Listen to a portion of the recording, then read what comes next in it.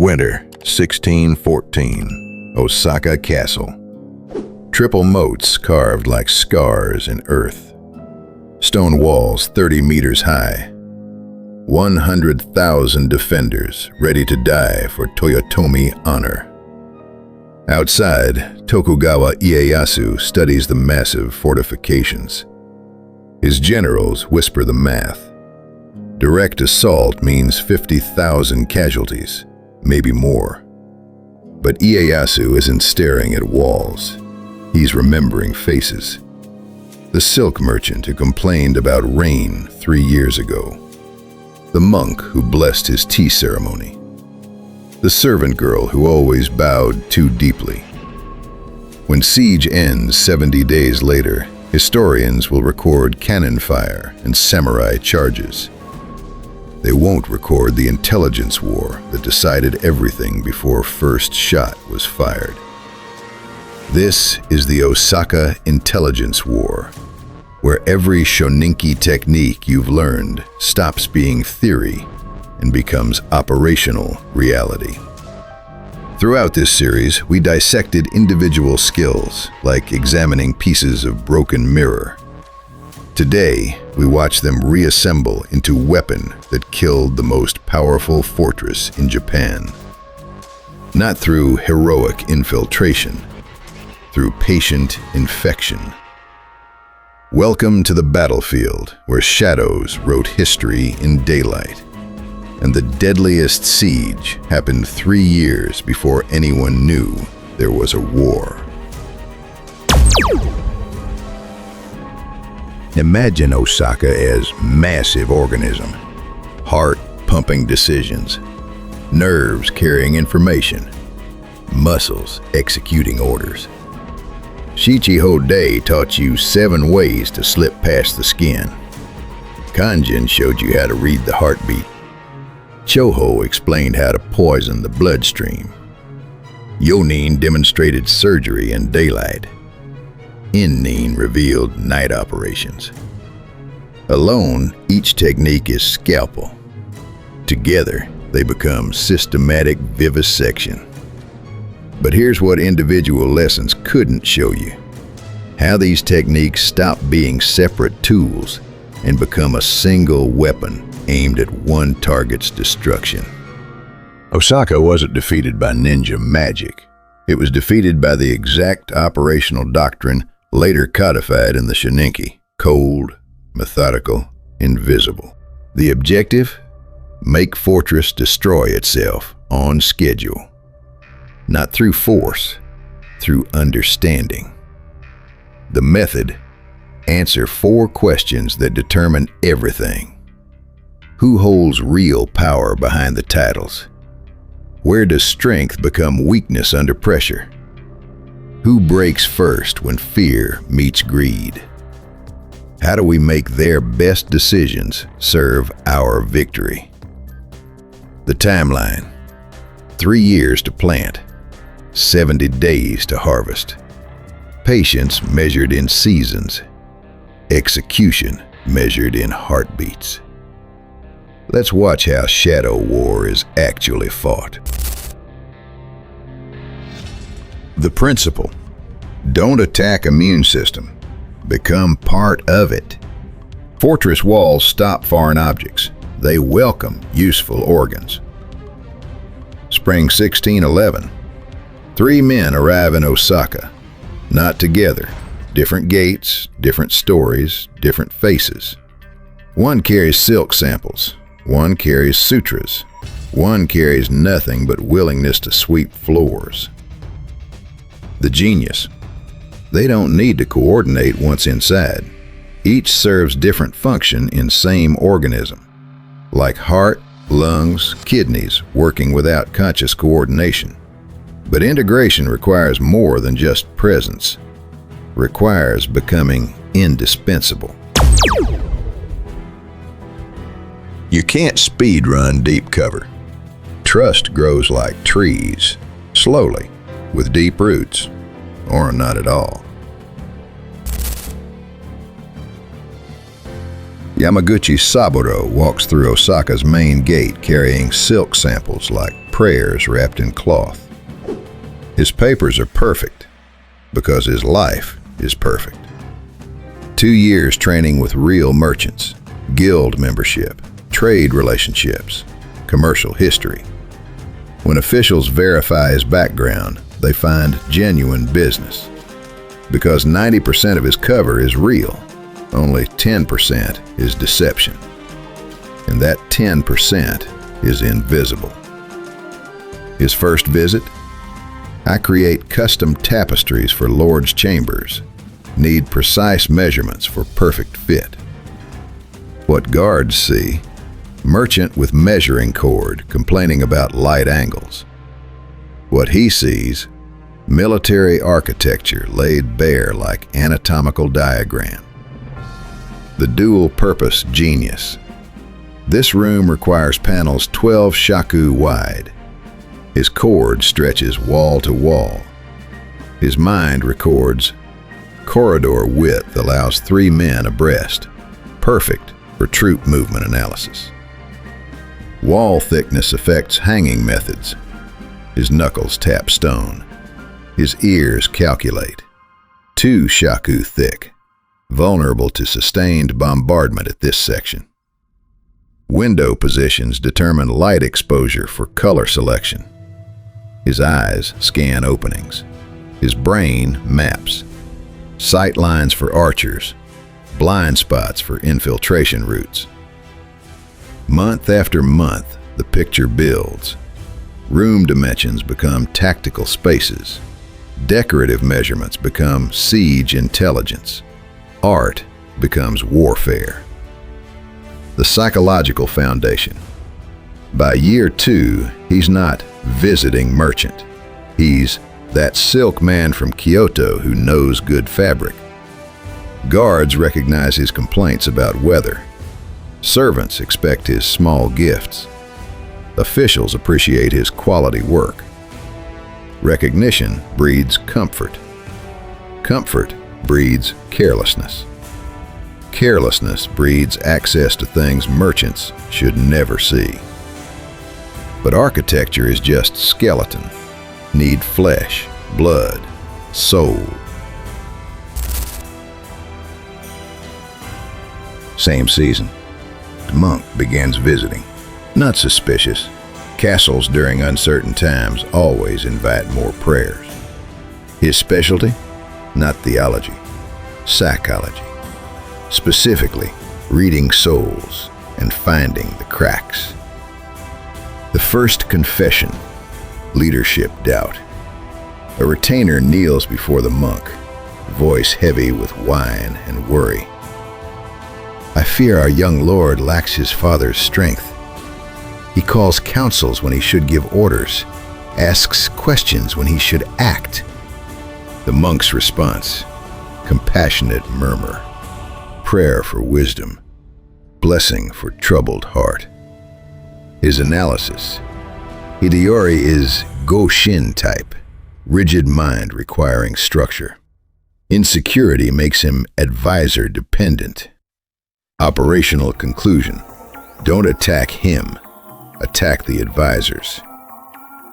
The second confession, financial resentment. My stipend was reduced while others received increases. 20 years of service, and this is my reward?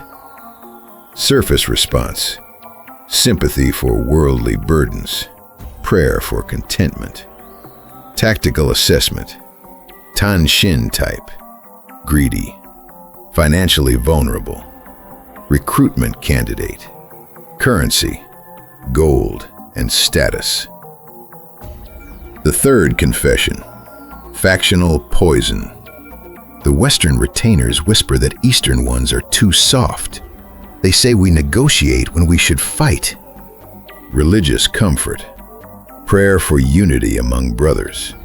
Intelligence gold, internal divisions confirmed. Exploit through targeted rumors, turn suspicion into certainty. Week after week, the database grows. Each confession isn't sin, its psychological profile. Each prayer isn't blessing, it's tactical assessment. The beautiful trap. They trust him more each time. Pour out hearts to man whose job is weighing those hearts for weaknesses. But even hearts and architecture leave gaps. Need eyes that see what important people miss. Over 3 years, nobody's arrived. Kitchen helper, stable hand, cleaning woman, floor sweeper. None important enough to investigate, all invisible enough to be everywhere. The method: don't extract through questions, just exist where important people talk without lowering voices. Kitchen intelligence: Lord seemed tired today, becomes health assessment. They're rationing lamp oil, becomes supply analysis. New guards don't know routes, becomes security vulnerability. The network effect: 10 servants gathering fragments, each piece meaningless alone. Together, they form complete operational picture, like scattered stars forming constellation. Information flow: dead drops at shrine, knots in rope, stone arrangements, messages hidden in plain sight, while Choho protocols keep networks secure. By 1614, the infection is complete. Merchants in storerooms, monks in hearts, servants in corridors, each feeding intelligence stream that converges into strategic weapon. But intelligence gathering was just preparation for something far more devastating.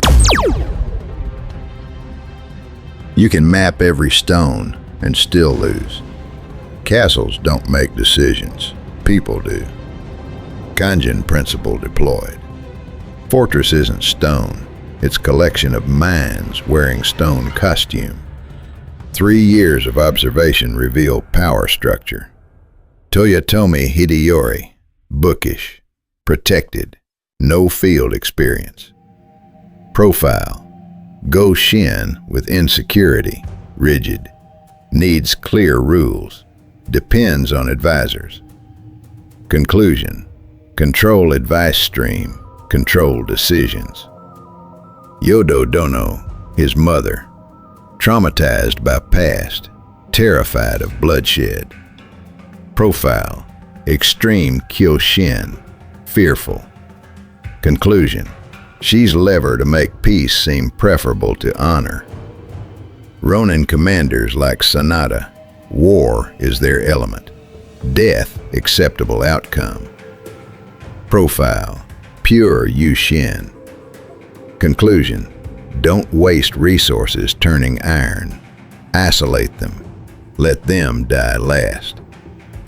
Mid-level retainers, pay precarious, status uncertain, survival questionable, mix of Tenshin and Kyoshin.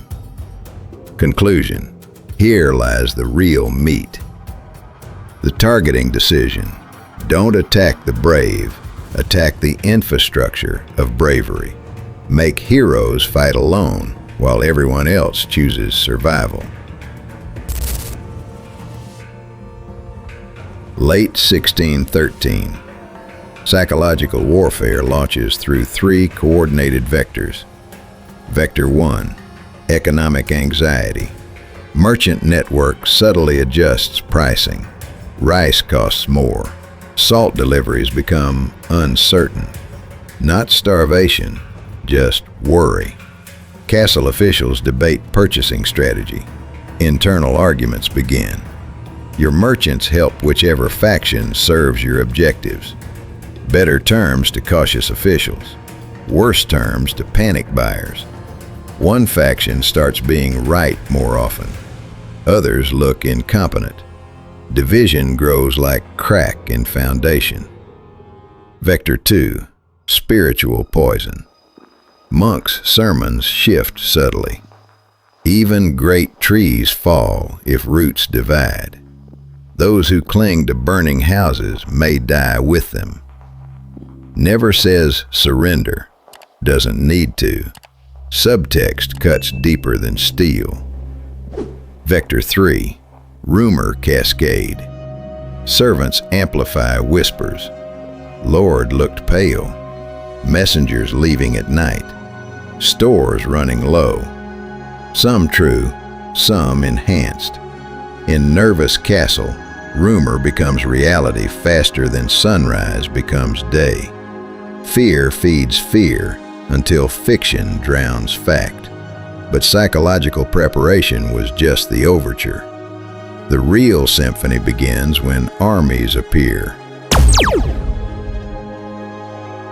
Tokugawa armies appear on horizon. To Osaka, war begins. To network inside, final phase activates. The advantage: 3 years of preparation pays dividends immediately. Paradox of siege security. Tighter controls make existing covers more powerful, not weaker. Merchant Yamaguchi, no longer a potential threat. He's old face, trusted supplier during crisis. Guards wave him through checkpoints they wouldn't let strangers approach. The monk, now essential emotional support. People beg for prayers, comfort, hope during bombardment. No one interrogates the soul doctor when souls are breaking. The servants, even more invisible under stress. Everyone too panicked to notice people cleaning floors and emptying waste.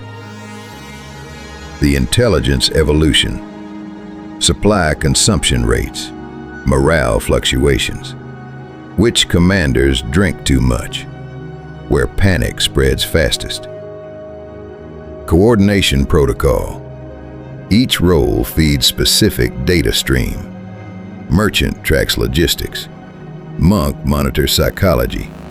Servants report tactical changes. Information flows through established Choho networks, like blood through arteries. After dark, in-nin protocols engage.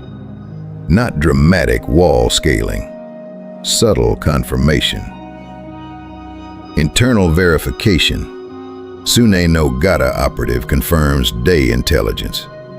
Which guard posts actually manned versus officially reported. Which storehouses genuinely used versus paper records. External coordination.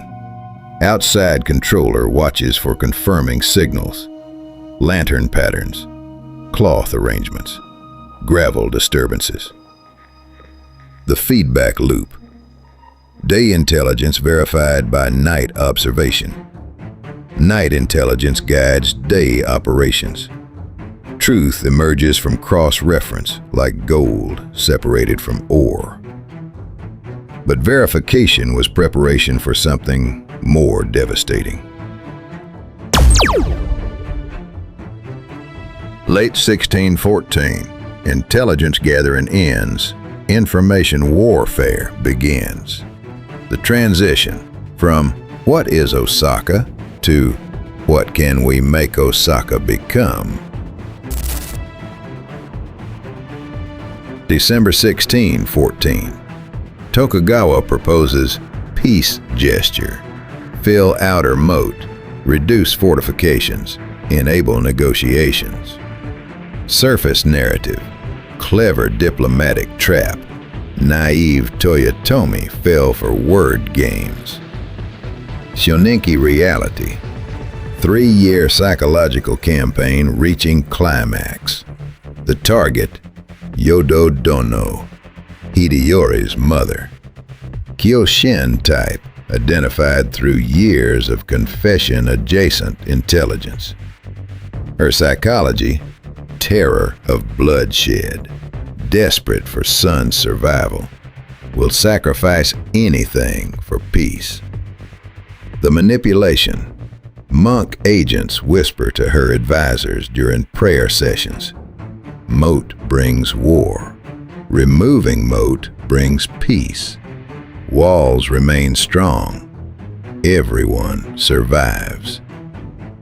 The amplification. Servant network spreads supporting rumors like seeds in fertile ground. Tokugawa keeps promises. Peace better than orphaning children. The result. Fear-driven decision overrides military logic. Strongest defense voluntarily abandoned because terror made surrender look like wisdom. But the real strike was still coming. January 1615. Agreement reached. Osaka fills outer moat. Tokugawa provides laborers to help. The reality, among those laborers are hundreds of Tsunenogata operatives, the invisible army that's been waiting 3 years for this moment. The mission, fill outer moat exactly as promised, but in chaos of massive earthwork, accidentally begin filling inner moat too. The method, perfect stupidity. So sorry, misunderstood orders, working fast for peace. Bow deeply, look confused, continue digging. The psychology, can't execute entire labor crew for misunderstanding. Can't rebuild major earthwork mid-siege. Damage is permanent. By February 1615, Osaka Castle sits naked. No moats, no time to rebuild. Like samurai who removed armor expecting tea ceremony and found battlefield instead. The psychological cascade. Defenders realize deception. Morale collapses like house built on sand meeting tsunami. Trust in leadership evaporates. If they were wrong about moat, what else were they wrong about? But physical vulnerability was just foundation for psychological demolition. The greatest sieges are won before the first cannon fires. If seeing how 3 years of invisible preparation determined 70 days of visible history is changing your understanding of strategic warfare, comment and subscribe. And if you want deeper study of real historical texts behind these techniques, check the ninja books in our description and comments. And join the channel membership to explore secrets history forgot to bury. Worth every shadow. Because the web is complete. The profiles are mapped. The fortress is naked. Now comes the moment when psychological warfare becomes physical collapse. With defenses weakened, psychological campaign enters killing phase. Not random pressure, surgical strikes on mapped vulnerabilities.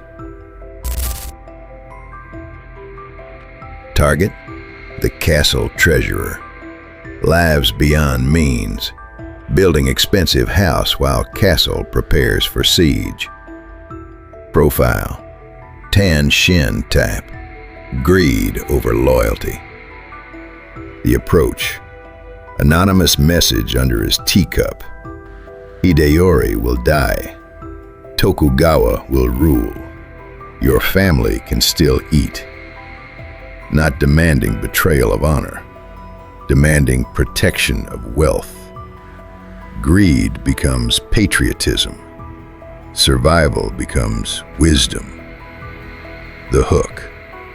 Small betrayal first. Just tell us about supply levels, nothing that endangers anyone. The cascade. Each betrayal makes next easier, each step deeper into web, until a retreat becomes impossible because you've already betrayed enough to be executed if discovered. But greed was just one key. Fear required different approach. Target: senior castle administrator. Competent but chronically anxious about family safety during uncertain times. Profile: Kyo-shin with authority. The technique: servant girl whispers to his wife during market visit. Dangerous times. People disappear. But wise men protect families by choosing correctly. The amplification: rumors of Tokugawa mercy for early surrenders. Stories of domains that negotiated and prospered. The result: he doesn't actively betray, just hesitates at crucial moments, delays reinforcements, confirms orders before acting. Each hesitation creates gap enemy can exploit. The beauty: he thinks he's being careful, actually serving enemy through manufactured caution. Target: traditional retainers, Yushin types, cannot be bought or frightened, but pride can be weaponized against itself. The technique: insult competence indirectly. Shame young lord has such cautious advisors. His father would have acted decisively. The result: pride wounded. They advocate aggressive tactics to prove bravery, make strategic mistakes, waste resources on pointless sorties. The systematic approach: each personality type receives tailored psychological warfare, not random pressure. Surgical strikes on mapped vulnerabilities, using 3 years of kanjin profiling. But individual manipulation was preparation for mass psychological event. May 1615. Truce breaks. Final assault begins. But war was already decided in minds, not on walls. Every technique operates simultaneously.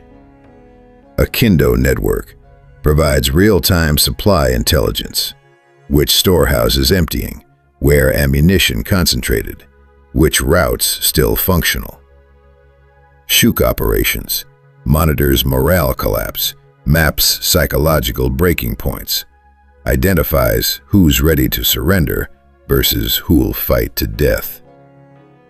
Sune no Gata grid reports tactical changes, guard movements, command decisions, escape preparations. The nervous system of dying fortress laid bare. Recruited assets forget to reinforce critical sectors, create accidents that aid attackers, open specific gates at predetermined moments. The result? Tokugawa forces attack with surgical precision, not because they're better warriors, because they know exactly where to strike, when to strike, who will resist, who will fold. Men like Sanada Yukimura complicate everything. Pure Yushin, cannot be turned, cannot be frightened, will die fighting. Shoninki's answer: don't waste resources corrupting iron. Control environment around it. Let brave die where it costs them most and costs you least. Isolated, unsupported, in half-crippled fortress with half-committed allies. When Sanada makes final charge, he fights like demon. But he's fighting predetermined battle whose outcome was written in 1611. Sword brilliance means nothing when wall it defends has already agreed to fall. Osaka Falls. Toyotomi line ends. Tokugawa hegemony locks in for 250 years. But victory's price wasn't paid in blood. It was paid in souls. Yamaguchi Saburō vanishes. 3 years of friendships, tools discarded. Trust earned, weapon used up. The monk gets quietly reassigned. Sacred confession corrupted into intelligence weapon. Faith itself used as battlefield. The servants return to shadows. No recognition, no reward. Just knowledge they helped kill Castle, where they'd learned to call home. The invisible casualties. Names never recorded. Graves never marked. Just shadows that served and disappeared like smoke after fire dies. Immediate effect, last rival power eliminated. Tokugawa supremacy absolute. Long-term consequence, other daimyo learned lesson. Cannot defeat information networks. Resistance becomes mathematically futile. The Pax Tokugawa, 250 years of peace, built partially on fear of invisible apparatus that could penetrate any domain, corrupt any loyalty, turn any strength into weakness. The evolution, from warrior ninja to intelligence ninja, from killing to watching, from battlefield to bureaucracy. The last flames of Osaka die in winter air. Armies march away. Historians record cannon calibers and heroic charges. They rarely record the silk merchant who measured rooms for tapestries never made, the monk who comforted men he'd already marked for betrayal, the servants who listened and remembered everything. The Osaka Intelligence War reveals Shoninki's ultimate truth. You don't defeat fortress by breaking walls. You defeat it by breaking minds of men holding walls. Every technique learned its purpose. Shichihode provided access. Kanjin identified vulnerabilities. Choho built networks. Yonin operated in daylight. Innin moved in darkness.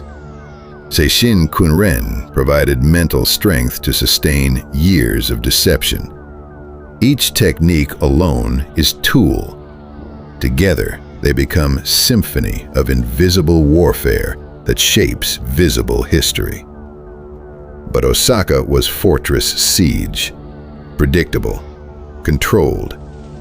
The next mission will test everything under completely different pressure. Next time, the Igagoe miracle. How do you move 30 people through 300 kilometers of hostile territory in 72 hours, when every technique must adapt in real time, when single mistake means death for everyone? Until then, remember, when fortress falls, ask less who shot first. Ask more who walked in months before, smiling, and left nothing behind but questions. The greatest victories leave no trace except in outcomes history cannot explain. And the most dangerous enemies are the ones who win wars before you know wars have started.